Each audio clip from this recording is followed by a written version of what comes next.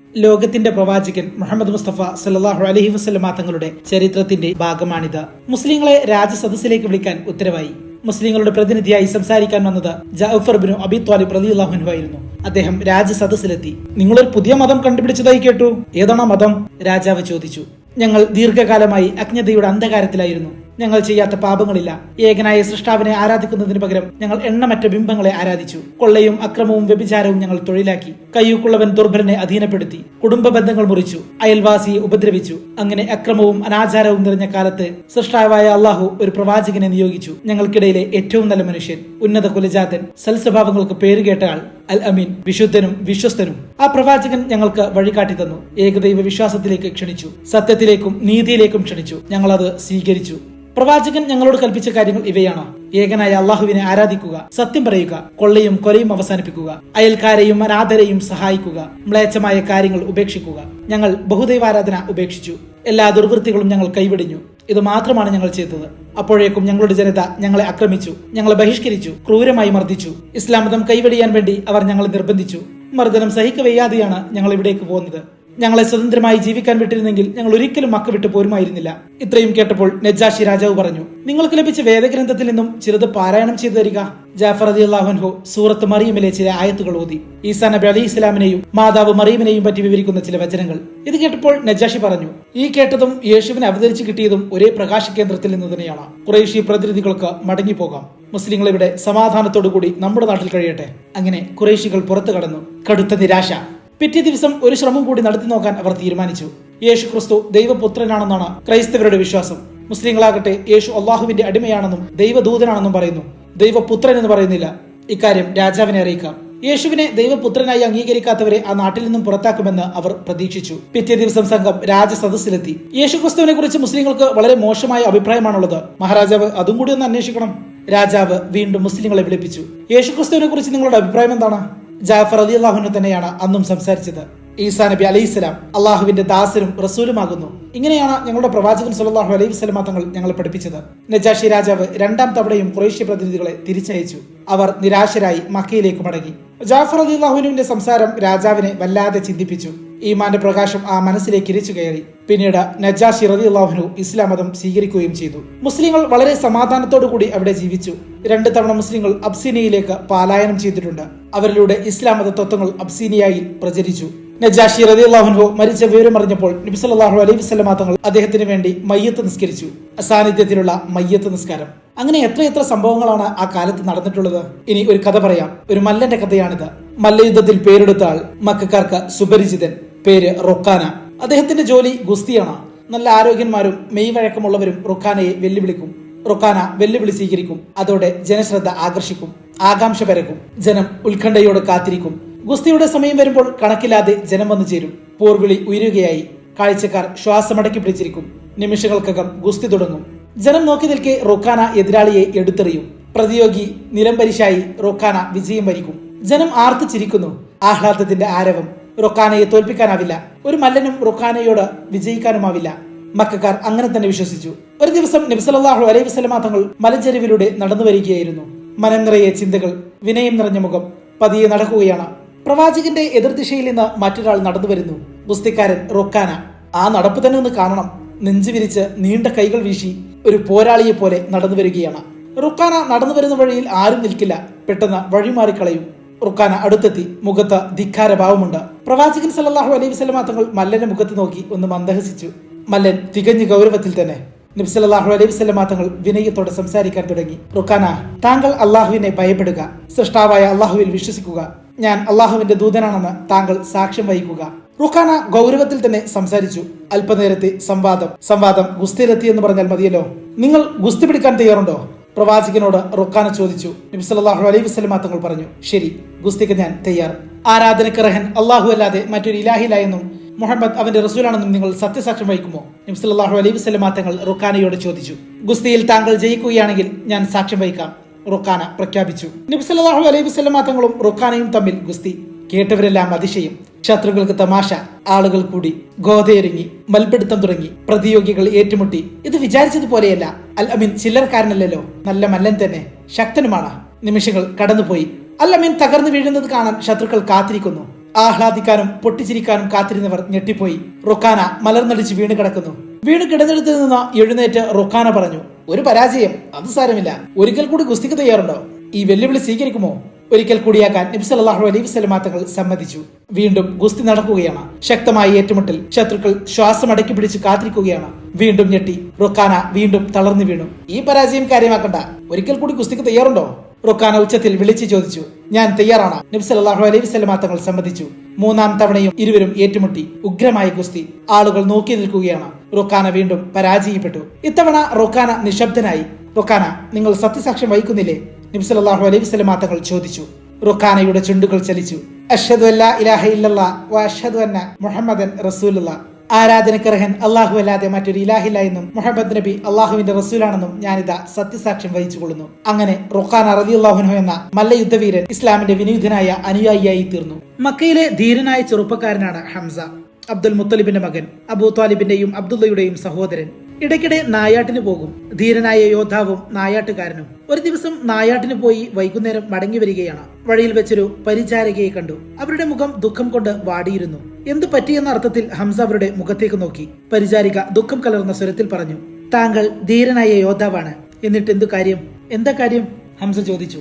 താങ്കളുടെ സഹോദരപുത്രനല്ലേ മുഹമ്മദ്? അബൂജഹൽ ഇന്ന് എന്തൊക്കെയാണ് ചെയ്തു കൂട്ടിയത്? ഹംസ ഒന്ന് ഞെട്ടി. മക്കയിലെ സംഭവങ്ങളൊക്കെ ശ്രദ്ധിക്കാറുണ്ട്. സഹോദരപുത്രന്റെ വാക്കുകൾ കേട്ടിട്ടുണ്ട്. അതൊക്കെ ശരിയല്ലേ എന്ന് തോന്നിയിട്ടുമുണ്ട്. പക്ഷേ അതിൽ ചേർന്നിട്ടില്ല. അബൂജഹൽ എന്ത് ചെയ്തു? വല്ലാതെ ചീത്ത പറഞ്ഞു, ആക്ഷേപിച്ചു. പിന്നെ തലയിൽ മണ്ണ് വാരിയിട്ടു. താങ്കൾ അത് കാണണമായിരുന്നു. നീ കണ്ടോ? ഞാൻ കണ്ടു. എനിക്ക് വലിയ ദുഃഖം തോന്നി. ഞാൻ അബലയല്ലേ, കണ്ടു സഹിക്കാനല്ലേ കഴിയൂ. ഹംസയുടെ മുഖം കോപം കൊണ്ട് ഇരച്ചു കയറി. തന്റെ സഹോദരപുത്രന്റെ തലയിൽ മണ്ണ് വരിയിടാൻ ഇവൻ എന്തധികാരം? കയ്യിൽ അമ്പും വില്ലുമാണ്. നേരെ കഅബയുടെ അടുത്തേക്ക് കുതിച്ചു. പ്രമുഖന്മാർ പലരും ഇരിക്കുന്നു. അബുൽഹക്കം! ഇടിവെട്ടും പോലൊരു വിളി. നീ എന്റെ സഹോദരപുത്രനെ ആക്രമിച്ചുവല്ലേ? വില്ല് കൊണ്ട് തന്നെ കിട്ടി ഒരടി. അബുൽഹക്കം, നീ എന്തിനെന്റെ സഹോദരപുത്രനെ ആക്രമിച്ചു? ഏകനായ അള്ളാഹുവിലേക്ക് ജനങ്ങളെ ക്ഷണിച്ചതിനാണോ? മുഹമ്മദ് അള്ളാഹുവിന്റെ റസൂലാണെന്ന് പ്രഖ്യാപിച്ചതിനോ? എന്ത് തെറ്റിനാണ് നീ മുഹമ്മദിനെ ആക്രമിച്ചത്? അബുൽഹക്കം, എന്നാൽ ഇതാ കേട്ടോളൂ. അള്ളാഹു അല്ലാതെ മറ്റൊരു ഇലാഹില്ലെന്നും അവന് യാതൊരു പങ്കുകാരില്ലെന്നും മുഹമ്മദ് അവന്റെ റസൂലാണെന്നും ഞാനിതാ സാക്ഷ്യം വഹിക്കുന്നു. ഖുറൈശി പ്രമുഖന്മാർ ഞെട്ടിപ്പോയി. എന്തൊരു പ്രഖ്യാപനം! ഹംസയെ ആക്രമിക്കാൻ ചിലർ ചാടി എണീറ്റു. അബൂജഹൽ അവരെ തടഞ്ഞു. ഞാൻ ഹംസയുടെ സഹോദരനെ ആക്രമിച്ചത് ശരിയാണ്. അതിനുള്ള രോഷം കൊണ്ടാണ് എന്നെ അടിച്ചത്. സാരമില്ല, ഹംസയുടെ കോപമൊന്ന് അടങ്ങട്ടെ. ഹംസയെ ആക്രമിച്ചാൽ അതൊരു വലിയ ആഭ്യന്തര കലഹമായി മാറുമെന്ന് അബൂജഹലിനറിയാം. അങ്ങനെ സംഭവിച്ചാൽ അത് മുഹമ്മദിന് സഹായമാകും. അതൊഴിവാക്കണം. ഹംസ നേരെ പ്രവാചകന്റെ സമീപത്തെത്തി. താൻ ഇസ്ലാം മതം സ്വീകരിച്ച കാര്യം അറിയിച്ചു. ദാറുൽ അർഖമിൽ വലിയ സന്തോഷം. ഹംസ റളിയല്ലാഹു അൻഹുവിന്റെ സ്നേഹിതനാണ് ഉമർ റളിയല്ലാഹു അൻഹു. ഉമർ റളിയല്ലാഹു അൻഹു നേരത്തെ ഇസ്ലാമിന്റെ ശത്രുവായിരുന്നു. ജാഹിലിയ കാലത്ത് എഴുത്തും വായനയും ശീലിച്ചവർ വളരെ കുറവായിരുന്നു. അക്കാലത്ത് എഴുതാനും വായിക്കാനും പഠിച്ച ഒരാളായിരുന്നു ഉമർ റളിയല്ലാഹു അൻഹു. അധികായനും ധീരനും. ഇസ്ലാമിന്റെ ശത്രുക്കൾ വട്ടം കൂടിയിരുന്ന് ചർച്ച നടത്തി. ഇസ്ലാം മതം തുടച്ചു നീക്കാൻ ഒറ്റ മാർഗമേയുള്ളൂ, മുഹമ്മദിനെ വധിക്കുക. അനന്തരഫലങ്ങൾ ഇപ്പോൾ നോക്കണ്ട, കാര്യം നടക്കട്ടെ. ആർക്കാണ് അവനെ വധിക്കാൻ കഴിയുക? ആളുകൾ പരസ്പരം നോക്കി. ആരും മുന്നോട്ട് വന്നില്ല. കരുത്തനായ ഉമറിന് സഹിക്കാനായില്ല. ഉമർ ചാടി എണീറ്റ് വിളിച്ചു പറഞ്ഞു, ഞാൻ മുഹമ്മദിനെ വധിക്കും. ഊരിയ വാളുമായി ഉടനെ പുറപ്പെട്ടു. വഴിയിൽ വെച്ച് സ്നേഹിതനെ കണ്ടുമുട്ടി. നഈം ഇബ്നു അബ്ദുള്ള. ഉമർ, താങ്കൾ എങ്ങോട്ടാണ്? നഈം ചോദിച്ചു. പുതിയ മതവുമായി വന്ന മുഹമ്മദിനെ വധിക്കാൻ പോവുകയാണ്. ധീരമായ മറുപടി. മുഹമ്മദിനെ വധിക്കും മുമ്പ് ഒരു കാര്യം ചെയ്യണം, നഈം പറഞ്ഞു. അതെന്താ? പറയൂ. ഉമർ, ആദ്യം താങ്കളുടെ കുടുംബത്തെ ശരിയാക്കണം. കുടുംബത്തിൽ എന്താണ് കുഴപ്പം? താങ്കളുടെ സഹോദരി ഫാത്തിമയും ഭർത്താവ് സഹീദും മുഹമ്മദിന്റെ മതം സ്വീകരിച്ചിരിക്കുന്നു. എങ്കിൽ ആദ്യം അവരെ കാണാം. ഉമർ ഓടി. ഉമർ ഫാത്തിമയുടെ വീടിനടുത്തെത്തി. അകത്തു നിന്ന് എന്തോ ശബ്ദം കേൾക്കുന്നു. ശ്രദ്ധിച്ചു. വിശുദ്ധ ഖുർആൻ പാരായണം ചെയ്യുന്നു. കോപത്തോടെ വാതിൽ മുട്ടി. വാതിൽ തുറക്കൂ. ഫാത്തിമക്ക് കാര്യം മനസ്സിലായി. ഖുർആൻ എഴുതിയ ഏട് ഒളിപ്പിച്ചു വെച്ചു. വാതിൽ തുറന്നു. നിങ്ങൾ മുഹമ്മദിന്റെ മതത്തിൽ ചേർന്നോ? അതും ചോദിച്ചുകൊണ്ട് സയ്യിദിനെ ആക്രമിച്ചു. ഫാത്തിമ ഇടയിൽ ചാടി വീണു. ഫാത്തിമ റളിയല്ലാഹു അൻഹയ്ക്കും അടികിട്ടി. നെറ്റിപൊട്ടി രക്തമൊലിച്ചു. കണ്ണീരും വിയർപ്പും രക്തത്തുള്ളികളും ഒത്തുചേർന്നു. ഫാത്തിമയുടെ മുഖം മാറി. ഉമറിനെ തുറിച്ചു നോക്കി. താൻ കണ്ടു പരിചയിച്ച ഫാത്തിമയല്ലേ ഇത്? ഇതാ ഒരു ധീര വനിത. ഫാത്തിമ സംസാരിച്ചു. ഉമർ, ഞങ്ങൾ ഇസ്ലാം മതം സ്വീകരിച്ചു കഴിഞ്ഞു. ഇനി ഒരു ശക്തിക്കും ഞങ്ങളെ പിന്തിരിപ്പിക്കാനാവില്ല. നിങ്ങൾക്ക് എന്ത് വേണമെങ്കിലും ചെയ്യാം. ധീരമായ പ്രഖ്യാപനം. ഉമർ ഞെട്ടി. ഇത്ര ശക്തമാണോ ആ വിശ്വാസം? ഉമർ തളരുകയാണ്. ഫാത്തിമ, എന്താണ് നിങ്ങൾ വായിച്ചുകൊണ്ടിരുന്നത്? എന്നെ കൂടെ ഒന്ന് കാണിക്കൂ. ഞാനതൊന്ന് വായിക്കട്ടെ. കുളിച്ച് ശുദ്ധിയായി വരൂ. ഉമർ പോയി കുളിച്ച് ശുദ്ധിയായി വന്നു. ഏട് കയ്യിൽ വാങ്ങി ആയത്തുകൾ ഓതാൻ തുടങ്ങി. ത്വഹമ അൻസൽന. മനസ്സിലേക്ക് തൗഹീദിന്റെ പ്രകാശം ശക്തമായി കടന്നു വരുന്നു. ഉമറിന്റെ നയനങ്ങൾ നിറഞ്ഞൊഴുകി. അള്ളാഹുവിന്റെ വചനങ്ങൾക്ക് എന്തൊരു വശ്യത! വായിക്കുന്തോറും വിശ്വാസം ശക്തമാകുന്നു. ഫാത്തിമ, എവിടെയാണ് പ്രവാചകൻ? എനിക്കൊന്ന് കാട്ടിത്തരൂ. ആ മുഖമൊന്ന് കാണണം. ഉപദേശം കേൾക്കണം. ഉമർ ആകെ മാറിപ്പോയി. അള്ളാഹു അല്ലാതെ മറ്റൊരു ഇലാഹില്ലെന്നും മുഹമ്മദ് അവന്റെ റസൂലാണെന്നും വിശ്വസിച്ചു കഴിഞ്ഞു. പ്രവാചകൻ ദാറുൽ അർക്കമിലാണുള്ളത്, നമുക്ക് അങ്ങോട്ട് പോകാം. വികാരഭരിതമായ മനസ്സുമായി ഉമർ നടന്നു. അകലെ അർക്കമിന്റെ വീട് കാണാം. അവിടെയാണ് പ്രവാചകൻ, കൂടെ സത്യവിശ്വാസികളും. അങ്ങ് താൻ ധൃതിയായി. നടത്തത്തിന് വേഗം കൂടി. ദാറുൽ അർക്കമിൽ ഇരിക്കുന്നവർ ആ കാഴ്ച കണ്ടു. ഉമർ ധൃതിയിൽ നടന്നു വരുന്നു. കയ്യിൽ വാളുണ്ട്. ഹംസ റളിയല്ലാഹു അൻഹു എഴുന്നേറ്റ് നിന്ന് പ്രഖ്യാപിച്ചു, ഉമർ നല്ല ഉദ്ദേശമായിട്ടാണ് വരുന്നതെങ്കിൽ കൊള്ളാം. കുഴപ്പത്തിനാണ് വരുന്നതെങ്കിൽ ആ വാൾ കൊണ്ട് തന്നെ ഞാൻ അവന്റെ കഥ കഴിക്കും. ഉമർ വാതിൽക്കലെത്തി. പ്രവാചകൻ സല്ലല്ലാഹു അലൈഹി വസല്ലം തങ്ങൾ അടുത്തേക്ക് ചെന്നു. വസ്ത്രത്തിൽ പിടിച്ചുകൊണ്ട് ചോദിച്ചു, എന്തുദ്ദേശത്തിലാണ് ഈ വരവ്? ഇസ്ലാം സ്വീകരിക്കാൻ. നബി സല്ലല്ലാഹു അലൈഹി വസല്ലം തങ്ങൾ ഷഹാദത്ത് കലിമ ചൊല്ലിക്കൊടുത്തു. സത്യവിശ്വാസികൾ ആഹ്ലാദപൂർവ്വം തക്ബീർ മുഴക്കി. അല്ലാഹു അക്ബർ, അല്ലാഹു അക്ബർ. ഹംസ റളിയല്ലാഹു അൻഹു ഇസ്ലാം മതത്തിൽ വന്ന 3-ാം ദിവസമാണ് സംഭവം. അള്ളാഹുവിന്റെ റസൂലേ, നാം സത്യദീനിന്റെ അനുയായികളല്ലേ? ഇസ്ലാം പരസ്യമായി പ്രചരിപ്പിക്കണം. നമുക്ക് കഅബയുടെ അടുത്തേക്ക് പോകാം. ആ അഭിപ്രായം സ്വീകരിക്കപ്പെട്ടു. 2 വരിയായി അവർ പുറപ്പെടുന്നു.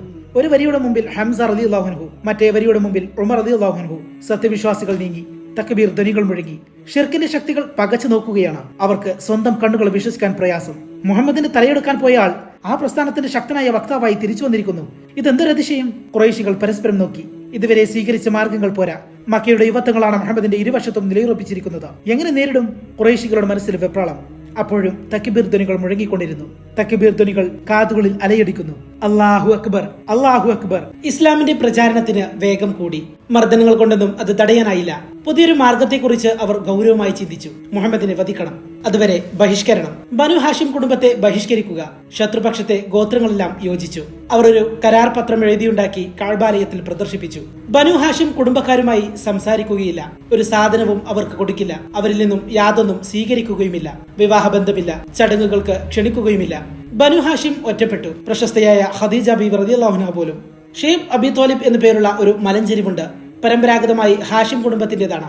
തന്റെ പ്രധാന അഭയ കേന്ദ്രങ്ങളായ അബൂ ത്വാലിബും ഖദീജ ബീവി റളിയല്ലാഹു അൻഹയും മറ്റും കുടുംബാംഗങ്ങളും ഒന്നിച്ച് നബി സല്ലല്ലാഹു അലൈഹി വസല്ലം തങ്ങൾ ആ മലഞ്ചെരിവിലേക്ക് പോയി. സ്ത്രീകളും കുട്ടികളും വൃദ്ധന്മാരും എല്ലാം ഉണ്ട്. ദുരിതം നിറഞ്ഞ ജീവിതം. കുറെ നാളുകൾ കടന്നുപോയപ്പോൾ ഭക്ഷണപാനീയങ്ങൾ തീർന്നു. മരത്തിന്റെ ഇലകൾ വരെ ഭക്ഷിച്ചു. ആടിന്റെയും ഒട്ടകത്തിന്റെയും ഉണങ്ങിയ തോൽക്കഷ്ണങ്ങൾ വെള്ളത്തിലിട്ട് പാകപ്പെടുത്തി കടിച്ചു തിന്നു. കുഞ്ഞുങ്ങൾ വിശന്നു കരഞ്ഞു. ഉമ്മമാർ ചെറിയ ഉരുളൻ കല്ലുകൾ കരുതി വെച്ചു. കരയുന്ന കുഞ്ഞുങ്ങളുടെ വായിലിട്ട് കൊടുക്കും. കുഞ്ഞുങ്ങൾ വെറുതെ അത് ഉറിഞ്ചി ഉമിനീര് കുടിക്കും. നാട്ടിലെവിടെയും ഇറങ്ങാൻ നിവൃത്തിയില്ല. പരിചയക്കാർ കണ്ടാൽ മിണ്ടില്ല, മുഖം തിരിച്ചു കളയും. ഇങ്ങനെ 3 വർഷങ്ങൾ. സങ്കടം നിറഞ്ഞ കാലം. കയ്യിൽ പണമുണ്ടായിട്ടും കാര്യമില്ല. പണം കൊടുത്താൽ ഒരാളും സാധനങ്ങൾ തരില്ല. എന്തൊരു ജീവിതം! 3 വർഷങ്ങൾ കഴിഞ്ഞപ്പോൾ ചിലർക്ക് മനസ്സലിഞ്ഞു. ബഹിഷ്കരണക്കാർ ദുർബലപ്പെടുമെന്ന് ചിലർ വാദിച്ചു. അവരിൽ ഒരാളാണ് സുഹൈർ. ഒരു പ്രഭാതത്തിൽ സുഹൈർ കഅബാലയത്തിൽ വന്നു. അബൂജഹലും മറ്റു നേതാക്കളും ഇരിക്കുന്നു. ഈ കരാർ എഴുതിയപ്പോൾ തന്നെ ഞങ്ങളതിനോട് യോജിപ്പുണ്ടായിരുന്നില്ല. ഞാനിതാ ഈ കരാർ പത്രം കീറിക്കളയാൻ പോകുന്നു. അംബിനു അദിയ വിളിച്ചു പറഞ്ഞു. ചെന്ന് നോക്കുമ്പോൾ കരാർ പത്രം ചിതൽ തിന്നു തീർത്തിരിക്കുന്നു. കീറിക്കളയാനൊന്നുമില്ല. ബഹിഷ്കരണം ദുർബലപ്പെട്ടതായി പ്രഖ്യാപിക്കപ്പെട്ടു. മലഞ്ചെരുവിൽ നിന്ന് വരുന്ന മനുഷ്യരുടെ രൂപം, എല്ലും തോലും മാത്രം. 3 വർഷത്തെ ജീവിതം അവരെ വല്ലാതെ തളർത്തിയിരുന്നു. ഖദീജ ബീവി റളിയല്ലാഹു അൻഹയുടെ ആരോഗ്യം തകർന്നുപോയി. അവരും മക്കളും മലഞ്ചെരുവിൽ നിന്നും വീട്ടിലേക്ക് വന്നു. കണ്ടാൽ മിണ്ടാതെ മുഖം തിരിച്ചിരുന്ന പലരും ഇപ്പോൾ സംസാരിക്കുന്നു, ചിരിക്കുന്നു. പലർക്കും സഹതാപം. ധനികയായ ഖദീജ റളിയല്ലാഹു അൻഹ തന്റെ സ്വത്തിന്റെ നല്ലൊരു ഭാഗം ഇസ്ലാം മതം സ്വീകരിച്ച അടിമകൾക്കും പാവങ്ങൾക്കും വേണ്ടി ചിലവാക്കി കഴിഞ്ഞിരുന്നു. മലഞ്ചെരുവിൽ നിന്നും വന്ന ശേഷം അവർ രോഗിയായി. ജീവിതത്തിന്റെ സായം സന്ധിയിലാണവർ. കടന്നുപോയ ജീവിതത്തിലേക്ക് അവർ തിരിഞ്ഞു നോക്കി. കുബേര കുടുംബത്തിൽ പിറന്നു. കൺമണിയായി വളർന്നു. അള്ളാഹുവിന്റെ പ്രവാചകരുടെ പത്നിയാകാൻ കഴിഞ്ഞു. പ്രവാചകരുടെ സന്താനങ്ങളെ പ്രസവിച്ചു. പുത്രന്മാർ ജീവിച്ചിരിപ്പില്ല. പുത്രിമാരെ നല്ല നിലയിൽ വളർത്തി. സൈനബിനെ കെട്ടിച്ചയച്ചു. റുഖിയയെയും കെട്ടിച്ചയച്ചു. ഉമ്മു കുൽസു വിവാഹമോചിതയായി. ഫാത്തിമ എന്ന പൊന്നോമന പ്രവാചകൻ സല്ലല്ലാഹു അലൈഹി വസല്ലം തങ്ങളെ കാണും പോലെ തന്നെയാണ്. പൊന്നുമോളെ കെട്ടിച്ചയക്കണം. എല്ലാം ഇസ്ലാമിന് വേണ്ടി ത്യജിച്ചു. പ്രവാചകരോടൊപ്പം നിന്നു. എല്ലാ സുഖദുഃഖങ്ങളും പങ്കുവെച്ചു. പ്രവാചകൻ സല്ലല്ലാഹു അലൈഹി വസല്ലം തങ്ങളോടൊപ്പം ഖദീജ ബീവി റളിയല്ലാഹു അൻഹയും പരിഹസിക്കപ്പെട്ടു, ചോദ്യം ചെയ്യപ്പെട്ടു, പലവിധ ഉപദ്രവങ്ങൾ സഹിച്ചു. ഒടുവിൽ ബഹിഷ്കരണവും. പട്ടിണി കിടന്ന് ആരോഗ്യം പോയി. കുബേരപുത്രി രോഗിയായി. വൃദ്ധനായ അബൂ ത്വാലിബ്. 3 വർഷത്തെ കഷ്ടപ്പാടുകൾ അദ്ദേഹത്തെ തീർത്തും അവശനാക്കിയിരുന്നു. അബൂ ത്വാലിബ് കിടപ്പിലായി. എന്തെല്ലാം അനുഭവങ്ങൾ!